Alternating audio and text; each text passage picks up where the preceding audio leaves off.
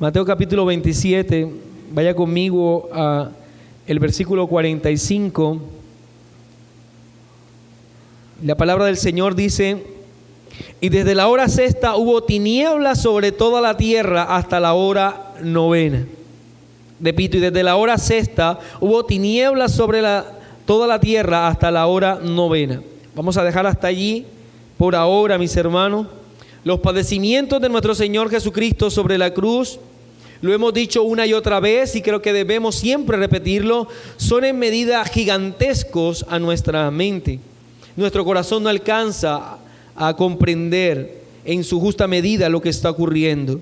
La obediencia pasiva de nuestro Señor es evidente en este lugar al permitir que frágiles hombres le traten con burlas, golpes, humillaciones y escarnio. En la cruz nosotros hasta ahora ya le hemos visto pedir perdón por sus transgresores. Ya vimos al Señor en la cruz, en su segunda palabra, prometiendo el paraíso a aquel que hasta ese momento era un malhechor. Le vimos también creando en su sacrificio una nueva familia, la familia de la fe, en la tercera palabra. Lo que estaba ocurriendo en el Gólgota es todo lo necesario para nuestra vida, mi hermano, para nuestra salvación. Para esta mañana vamos a dar una mirada a la cuarta palabra de nuestro Señor Jesucristo en la cruz, en lo que he puesto como título: las tinieblas del desamparo. Las tinieblas del desamparo. Y para poder desarrollar este tema, deseo que analicemos tres respuestas que hay en el texto bíblico al sacrificio de Cristo, a lo que ocurría mientras las horas pasaban y el Señor lentamente perdía sus fuerzas y su humanidad se desgastaba, se iba en medio de este sacrificio sangriento. Tres respuestas vamos a estar analizando en el tema las tinieblas del desamparo, y quiero empezar analizando la respuesta que el texto nos dice que fue evidente de parte de los cielos, la respuesta de los cielos. En Mateo 27:45, que fue el texto que leímos inicialmente, dice: desde la hora sexta hubo tiniebla sobre toda la tierra hasta la hora novena. Nos enfrentamos a uno de los relatos, mis hermanos, más enigmáticos de la Escritura. ¿Y por qué debemos decirlo así? Puesto que los evangelios sinópticos con gran sencillez anuncian un fenómeno atmosférico sin precedentes. Algo nunca antes registrado en la historia de la humanidad. Desde el mediodía, conocido por los judíos como la hora sexta, hasta la hora tercera, hasta la hora novena, conocido entonces como las 3 de la tarde, la Biblia anuncia que el sol no dio su luz. Y es lo que nos está diciendo el texto: el sol no dio su luz. No ha existido tiempo en el cristianismo en el cual este suceso, este pasaje, no haya levantado grandes interrogantes. Desde tiempo de Agustín se debatía en qué ocurrió realmente en este tiempo y cuáles son las posibles soluciones a los problemas que puede ocasionar el afirmar que desde el mediodía hasta las 3 de la tarde el sol no dio su luz. Calvino y Lutero también entraron en este debate, así que ha sido algo que ha ocurrido a lo largo de toda la historia del cristianismo, en el que este pasaje levanta muchas dudas. La alta crítica textual, en su afán por erradicar de la Biblia toda obra milagrosa y sobrenatural dirigida por Dios, han afirmado que entre otras muchas hipótesis, lo más seguro es que los evangelistas estuviesen narrando un eclipse. Lo que es totalmente imposible, puesto que nunca ha existido un eclipse total que dure 3 horas. Algunos también hablan de nubes oscuras que taparon el sol por este tiempo. Otros dicen de una tormenta de arena que provenía del desierto. Y otros osados afirman que en realidad es una mera exageración de los evangelistas. Pero esto en cuanto al fenómeno mismo, pero también se considera su extensión. Se ha hablado mucho acerca de la extensión del fenómeno mismo. Los evangelistas señalan que fue sobre toda la tierra, que hubo oscuridad sobre toda la tierra. Y esto eleva a un grado mayor la complejidad de la afirmación. Algunos entonces dicen que en realidad solo Jerusalén estuvo a oscuras. Otros dicen que quizás toda la región. Pero el texto dice toda la tierra. Y esta afirmación bíblica es rechazada por muchos porque aseguran que si tal cosa hubiese ocurrido en algún momento de la historia, en el hombre de alguna manera civilizado, este fenómeno de tan grande magnitud hubiese sido registrado de otra manera que no sea la Escritura, que otras civilizaciones también hubiesen dejado evidencia que tal cosa hubiese ocurrido. Con seguridad, nosotros el día de hoy, por el descubrimiento de la condición esférica de la tierra, podemos nosotros señalar que si la tierra se cubrió en su totalidad de oscuridad, estaríamos hablando por lo menos de la mitad de la tierra, porque la otra ya estaba oscura en su sentido natural. Pero es importante para nosotros entrar en el debate de cómo ocurrió el fenómeno y la magnitud que tuvo. Debemos afirmar, mi hermano, que claramente los evangelistas están estableciendo un evento glorioso, un milagro sin igual. Un milagro sin igual. Más allá de la comprensión humana, más allá incluso de la tierra, más allá del orden climático que gobierna este planeta, más allá de nuestra atmósfera. No se trataba de las nubes, no se trataba del viento, no se trataba del polvo, sino que la luz, el astro mayor que tenemos nosotros en nuestro sistema, por 3 horas no emitió luz. La forma en que esto ocurrió, aunque su mente esté tratando de conectar cómo es eso posible, no es descrita por los evangelistas. Es más, es imposible de comprender, es imposible de describir, porque se trata de un evento sobrenatural, no sigue el orden establecido.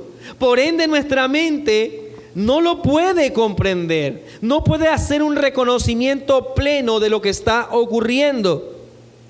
Le hago una pregunta: ¿cómo fue posible la resurrección de Lázaro después de estar en un estado de descomposición?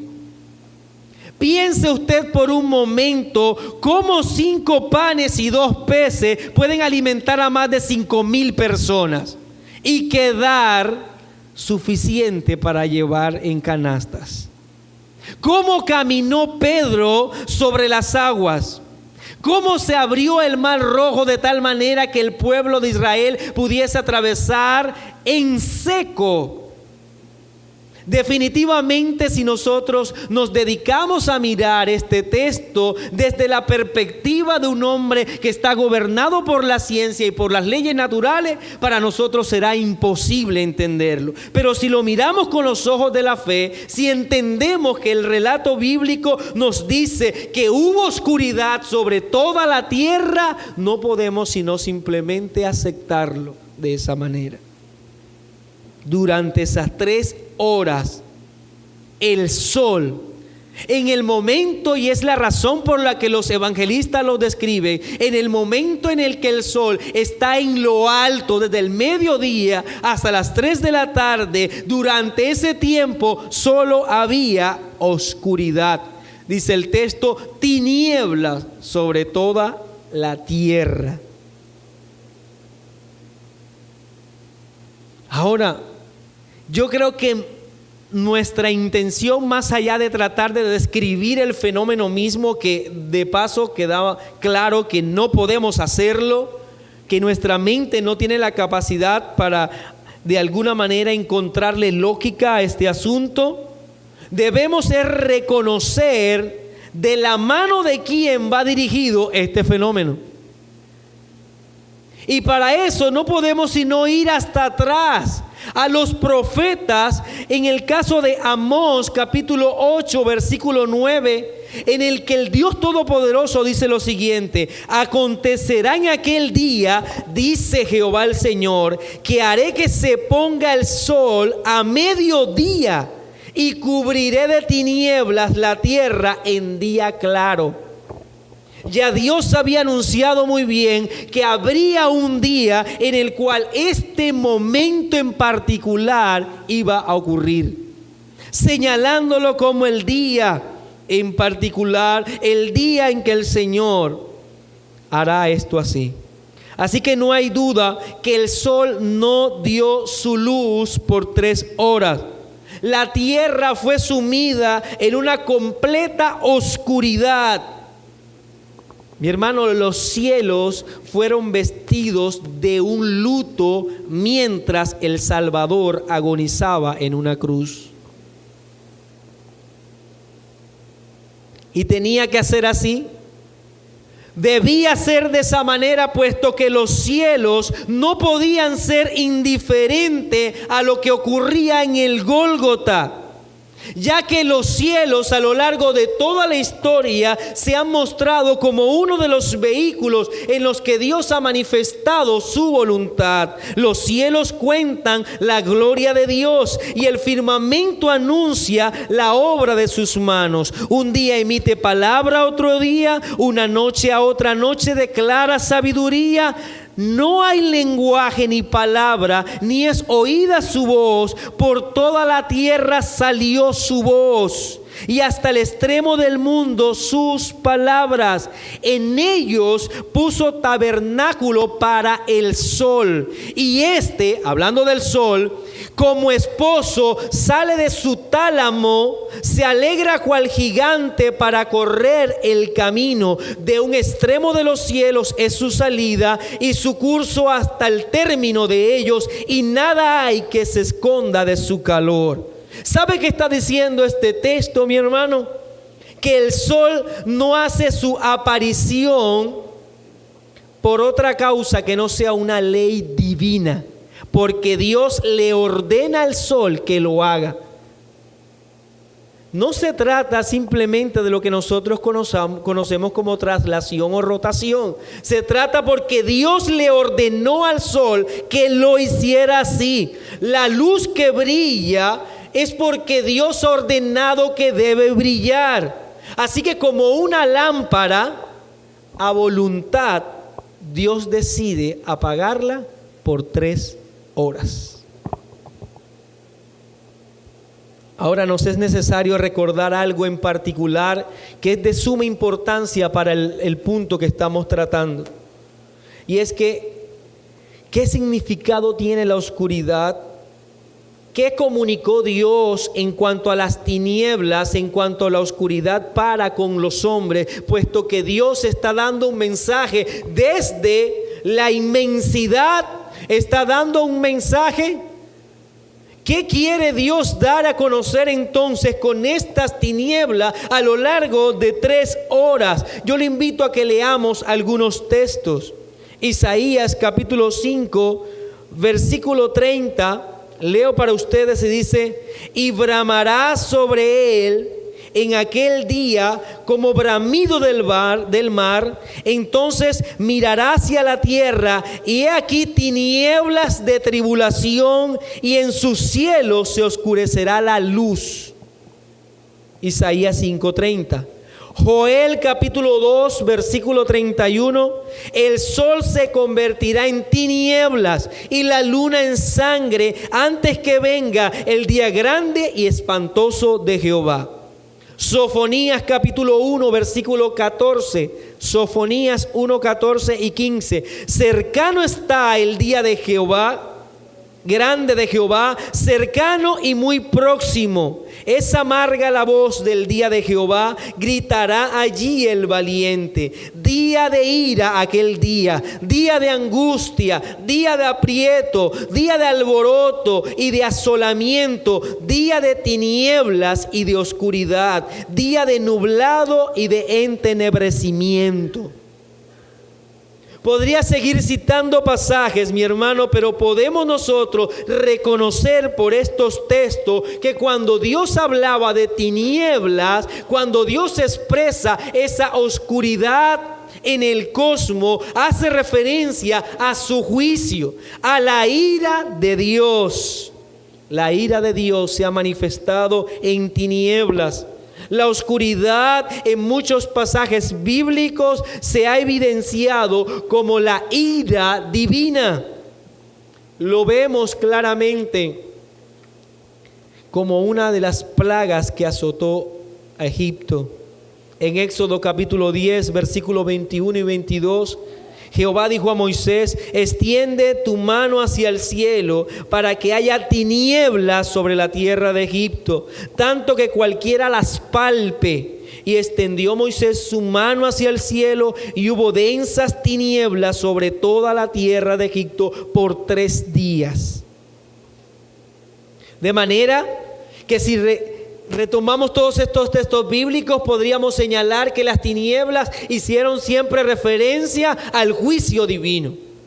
Es más, nuestro Señor Jesucristo también empleó las tinieblas como señal de castigo. En Mateo capítulo 25, versículo 30, dice: y al siervo inútil echadle en las tinieblas de afuera. Allí será el lloro y el crujir de dientes. Por tanto, mi hermano, debemos alejarnos de ese pensamiento que cuando las tinieblas cubrieron la tierra, que cuando el sol se oscureció, que cuando todo se hizo oscuridad, era porque Dios estaba llorando desde el cielo. No hay nada más lejano a la realidad. Porque si vemos a los cielos teñirse de oscuridad, es porque la ira de Dios estaba siendo declarada por esas 3 horas desde la inmensidad de los cielos. No la tristeza de Dios, sino la ira infinita de Dios. Y como señal de juicio sobre el pecado, Dios evidencia con una terrible oscuridad sobre toda la tierra. Como señala el terrible pecado que debe causar no otra cosa en Dios, sino juicio. Y recordemos que aquel que estaba clavado en la cruz estaba llevando sobre sus hombros nuestros pecados. Es así como vemos la respuesta de los cielos a lo que está ocurriendo en la cruz.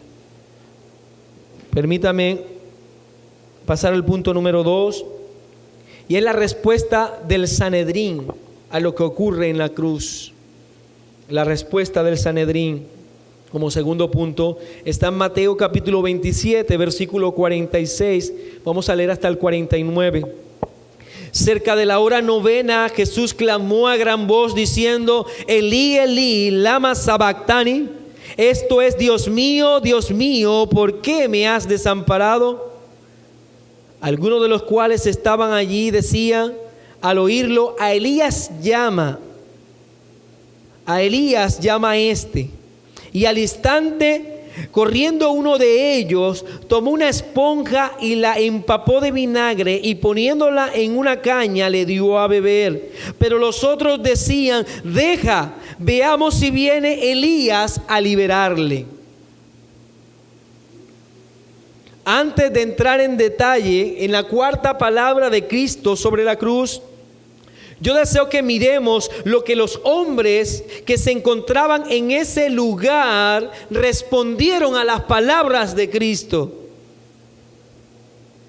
Debemos entender, mi hermano, y lo explicamos en otro sermón, que de lo más profundo del alma de nuestro Señor sale un clamor desgarrador que expresa lo que su ser estaba experimentando. Una agonía sin igual que estaba torturando toda su existencia, ocurría dentro de su alma. Así el Señor,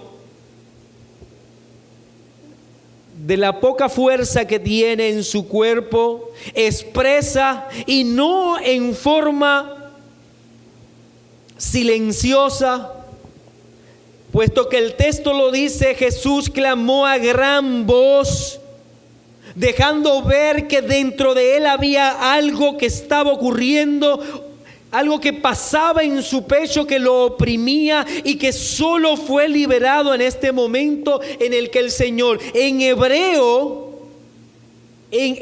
expresa: Dios mío, ¿por qué me has desamparado? Esta expresión de agonía de parte de nuestro Señor Jesucristo deja al descubierto su sufrimiento delante de sus enemigos. Ahora pensemos, estos enemigos querían verlo muerto, el Sanedrín querían verlo muerto. Ya lo azotaron, lo golpearon, lo clavaron a la cruz. Y cada vez hasta este momento que el Señor abría sus labios, en la primera vez pidió perdón por ellos. Y ellos querían que Él agonizara y sufriera. La segunda vez que abrió sus labios, prometió salvación a un ladrón que estaba a su lado. La tercera vez que abrió sus labios, habló entonces de una familia preciosa que estaba allí. En cambio, en esta cuarta palabra, el Señor expresa algo que está ocurriendo dentro de Él: sufrimiento. Un sufrimiento sin igual, mi hermano. El crucificado clama, y con ello deja ver su dolor, deja ver su angustia. Y esta angustia para los enemigos del Salvador son las más dulces de las palabras. Es una ocasión perfecta para mofarse de Él. Es un momento preciso para ridiculizarlo en público. No era suficiente lo que se había hecho en Él o con Él en su humanidad. No eran suficientes los latigazos, los golpes, la cruz, la corona de espina, los clavos. El asunto era humillar al Señor. Y permítame señalar esto: los del Sanedrín sabían muy bien las palabras que Cristo estaba pronunciando. Ellos escucharon Elí, Elí, lama sabactani, en hebreo, el cual era un requisito de los del Sanedrín conocer esta lengua. Sabían lo que él estaba pronunciando, mas sin embargo se burlaron de él, reconociendo muy bien que Cristo estaba citando el Salmo 22, un salmo mesiánico que le atribuía a él la condición del Mesías. Se burlaron de él. El Salmo 22, 1 dice: Dios mío, ¿por qué me has desamparado? ¿Por qué estás tan lejos de mi salvación y de las palabras de mi clamor? Pero esto fue ignorado por ellos y tomados como una ocasión para burlarse de él. Está llamando a Elías, decía. Vamos a esperar para ver si Elías desciende y lo rescata. Pensemos en la burla de todos los que estaban allí presentes. Nuestro Señor fue despreciado hasta lo sumo. Y aún en esta expresión de agonía, esta agonía no fue apoyada por hombre alguno. No hubo una voz de aliento por parte de ningún hombre en este momento. Lo único que hubo de parte de los hombres para el Cristo crucificado fue burla. Nos mofamos de su muerte. Aún hasta el día de hoy, la muerte del Señor Jesucristo ha sido causa de chiste para los hombres. Todos aquellos que vivimos en un tiempo alejados de su gracia, la cruz no era otra cosa que un chiste, motivo para burlarnos. Los cielos mostraban la ira del Padre. El Sanedrín respondía en burla a lo que estaba sucediendo. Permítame entrar a la tercera respuesta. La primera es la respuesta de los cielos, la segunda, la respuesta del Sanedrín, y la tercera, la respuesta del Padre. Mateo 27, 46. Cerca de la hora novena, Jesús clamó a gran voz diciendo: Elí, Elí, lama sabactani. Esto es: Dios mío, ¿por qué me has desamparado? La cuarta declaración de Cristo debe ser entendida. Y debe ser entendida en el marco de las horas de tiniebla que cubren la tierra. Nuestro Señor, en medio de un mundo de densa oscuridad, expresa lo que estaría reservado para la raza humana caída, para los hombres que desde Adán le dieron la espalda a los preceptos divinos y prefirieron los consejos de la serpiente antes que aquello que Dios había dicho. El Señor, levantando su cabeza, contrayendo su diafragma, que era algo sumamente doloroso en la posición que está, clama con gran voz una gran soledad. La soledad de Cristo es algo sin igual, pero quiero señalar, mi hermano, que es la soledad reservada para todos los impíos. En hebreo, Elí, Elí, lama sabactani. Esto es un gran misterio, mi hermano. Un gran misterio que quizás no podamos comprender y que estoy seguro que no soy capaz de comunicar adecuadamente. La ira de un Dios infinito siendo derramada en la humanidad de Cristo, tomando por completo a Cristo, puesto que en Él se habían transferido todos nuestros pecados y nuestra culpa, para en ese momento el Dios del universo vaciar toda su ira en su propio Hijo. Pablo lo describe de esta manera en 2 Corintios 5, 21. Al que no conoció pecado, por nosotros lo hizo pecado, para que nosotros fuésemos hecho justicia de Dios en él. Mi hermano, nuestra maldición es en este instante estaba siendo depositada sobre la humanidad de Cristo. Como lo dice Pablo en Gálatas 3:13, Cristo nos redimió de la maldición de la ley, hecho por nosotros maldición, porque escrito está: maldito todo aquel que es colgado en un madero. En este momento Cristo se hacía maldito. Se hizo pecado, se hizo maldito. Esto ocurre en el madero, mi hermano. Un maravilloso intercambio del cual nosotros solo estamos agradecidos, puesto que ninguno de nosotros merecía tal intercambio. Tu pecado, mi pecado, tu culpa y mi culpa, en ese momento estaban siendo depositadas en la humanidad de Cristo. Por eso, mi hermano, ¿qué significan las palabras de Cristo? ¿Qué significa lo que Él estaba gritando en ese momento? Yo quiero que veamos el significado de estas palabras de Cristo. Y permítame establecer en este tercer punto, primero lo que no significa, puesto quiero liberar a todos los que de alguna manera pudiesen hacer una mala interpretación de esto. Lo que no significa, para luego pasar a lo que sí significa esta declaración. Dios mío, ¿por qué me has desamparado? No significa que Cristo fue despreciado como Dios. No significa que Cristo fue despreciado como Dios. Cuando Él decía, ¿por qué me has desamparado? Entienda las palabras de Cristo y note la diferencia. En aquella primera palabra que dijo, Padre, perdónalos porque no saben lo que hacen.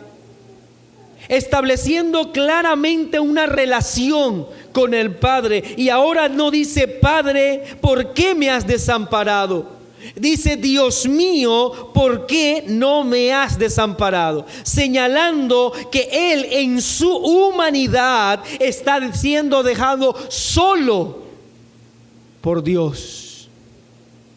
Que su humanidad estaba experimentando un total abandono. No hablamos entonces de su naturaleza divina, porque si habláramos de su naturaleza divina, estaríamos afirmando que la Trinidad por un momento experimentó una ruptura. Y eso jamás pasó ni pasará. Pero Cristo, en su humanidad, experimentó el abandono. Así que no significa que Cristo fue despreciado como Dios. Y esa es la razón por la cual Cristo y Él es nuestro único y perfecto intercesor. Porque Él puede, siendo hombre, experimentar la separación justa de Dios que deben recibir todos los hombres en razón a su pecado. Pero al mismo tiempo, al ser Dios, seguir adelante con su obra sustitutoria, expiatoria y llevarlo a un feliz término. Así que no significa que Cristo fue despreciado como Dios. Número 2, no significa que Él era pecador. No significa que Él era pecador o se transformó en pecador.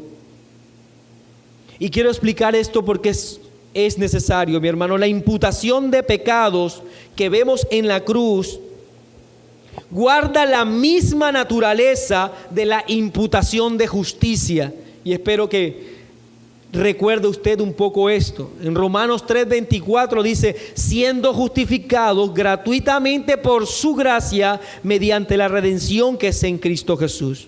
Recordemos que cuando nosotros hablamos de justificación, es el acto mediante el cual la rectitud de Cristo, su perfecta justicia, es tomada de Él y puesta en nuestra cuenta.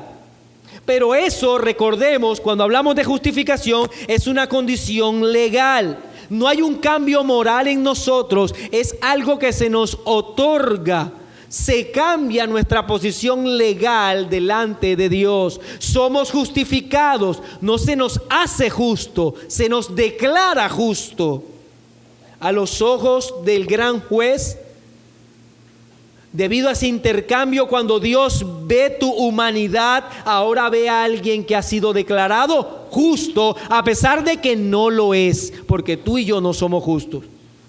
Pero Dios ve a uno justo, justificado por la sangre de Cristo. Es lo mismo que ocurre en la imputación de pecados.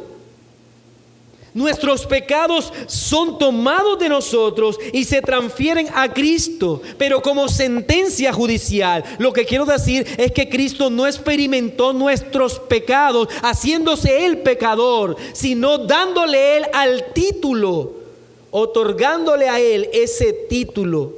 Así como se nos entregó a nosotros el de justificado, a Él se le entrega uno de pecador. Cristo no cambia en su condición moral. Él seguía siendo santo, puro, aunque fue señalado como pecador. Aunque se le dijo que era maldito, Él seguía siendo puro, perfecto.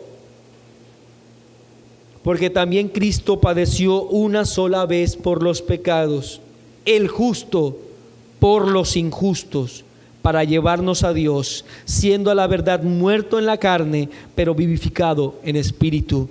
Primera de Pedro 3:18. Su alma estaba tan pura, mi hermano, en ese momento. Su corazón seguía siendo santo, pero estaba sufriendo las terribles penas de la imputación. Aunque era santo, estaba recibiendo toda la descarga de la ira de Dios que está reservada para los pecadores. Él cargó en su humanidad el peso nuestros pecados, el horroroso y detestable pecado, lo que Él mismo odiaba y detestaba, que era el pecado. Ahora, como sentencia judicial, es llamado pecador. Esto es lo que no significa: Dios mío, ¿por qué me has desamparado? Permítame entonces ahora seguir en lo que sí significa. Significa que Cristo estaba en ese momento tomando la copa de la ira de Dios plenamente.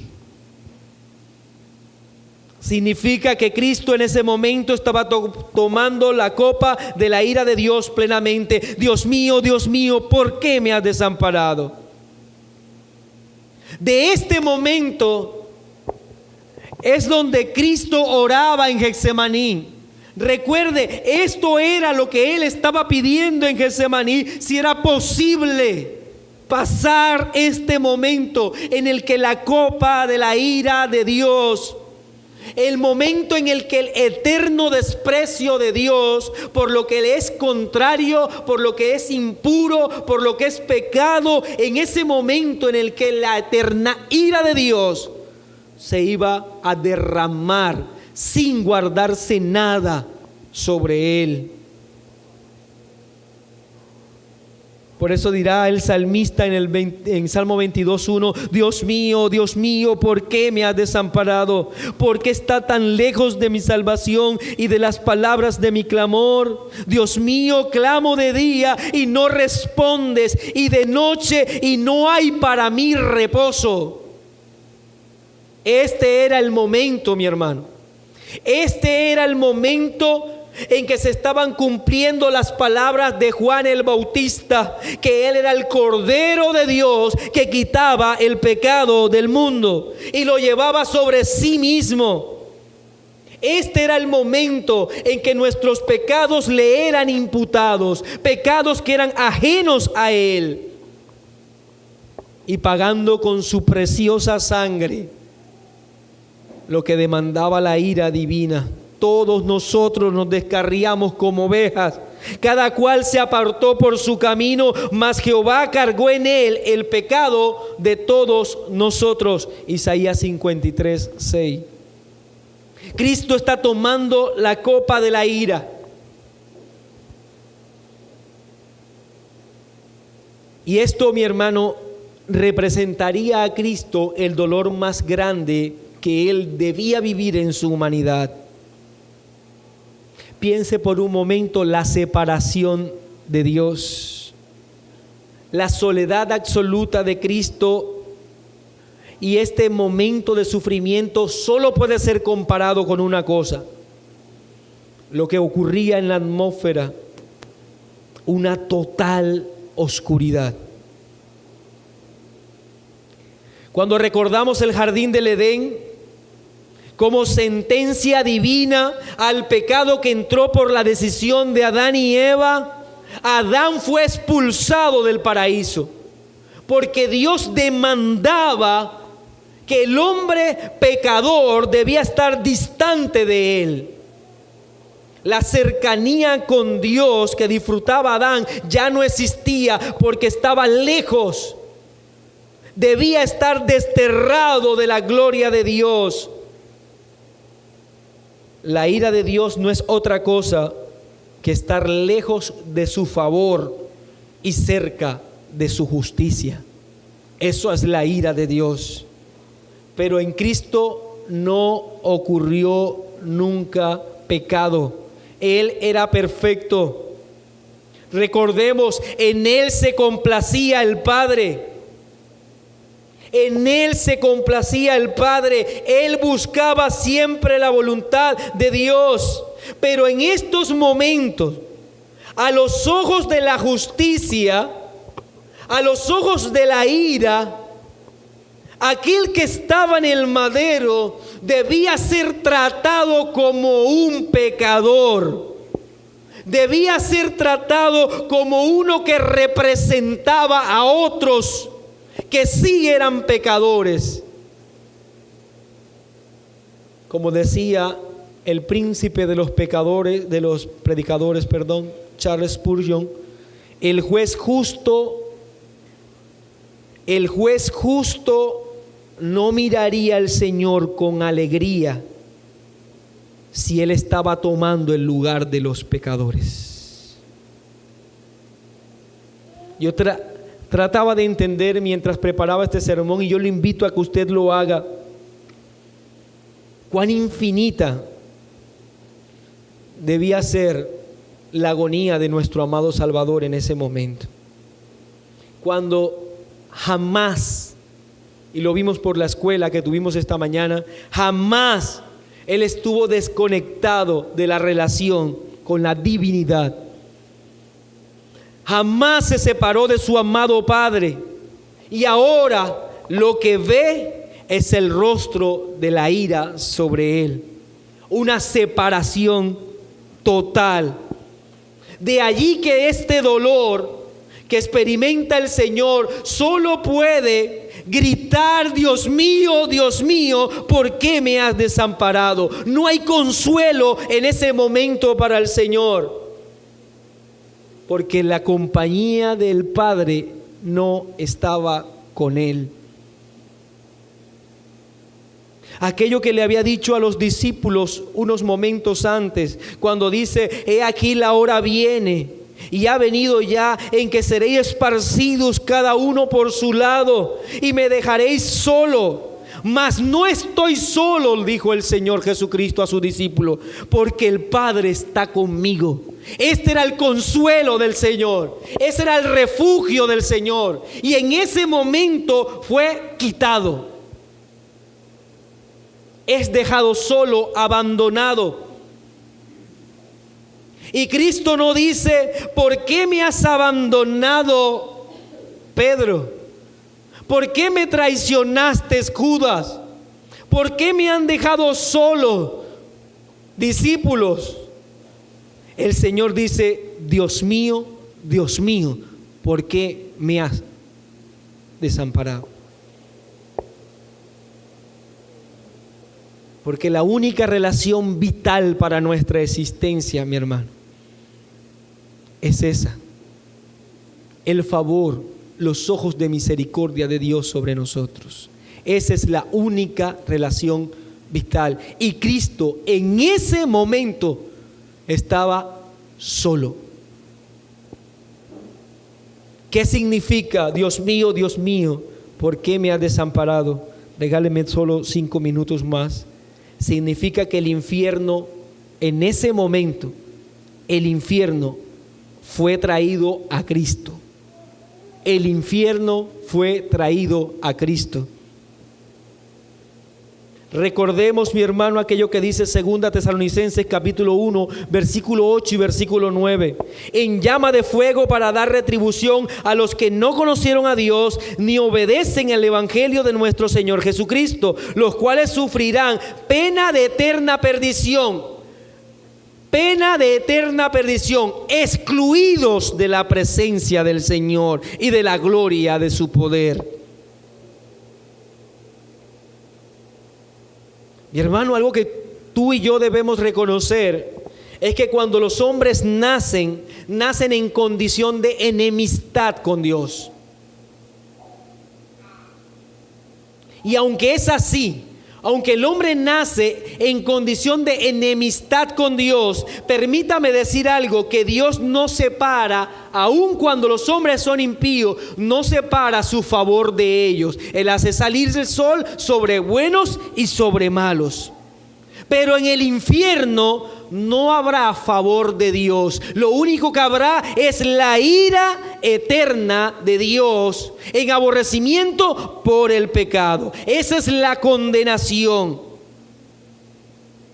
Así como el juez, cuando declara sentencia, no espera a ver más a ese hombre, sino que se le pide que se le quite de su presencia y que sea encerrado y que pague su pena.